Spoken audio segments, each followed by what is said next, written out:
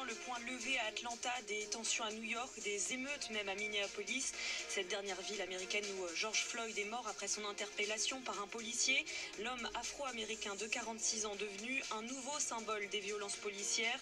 La colère toujours vive malgré l'inculpation pour homicide involontaire de l'agent. Pour la sécurité routière, les premiers chiffres post-confinement sont alarmants. Une augmentation du nombre de morts sur la route. Un pont de l'Ascension plus meurtrier que l'année dernière, plus 15% pour les grands excès de vitesse. L'organisme appelle de nouveau à la prudence. Vos déplacements qui sont d'ailleurs toujours limités pour ce week-end, pas au-delà de 100 km de votre domicile. Une restriction qui sera levée mardi. Dès aujourd'hui, les parcs et jardins ont rouvert dans les zones où il restait inaccessible, en région parisienne notamment, où les joggeurs, promeneurs et amateurs de pique-nique peuvent de nouveau en profiter.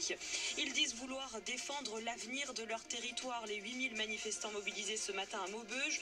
Le constructeur automobile Renault en difficulté envisage de transférer la production des Kangoo électriques à Douai. Salariés et habitants unis pour exprimer leur inquiétude. Le territoire est déjà sinistré en termes d'emploi. La société américaine SpaceX va-t-elle pouvoir lancer sa première capsule habitée en direction de la Station spatiale internationale? Le risque d'annulation ce soir est encore de 50% à cause de la météo. Mercredi, les deux astronautes n'ont pas pu partir à cause d'un risque de foudre. Mission interrompue 17 minutes avant le décollage. France Info. Et tout est plus clair.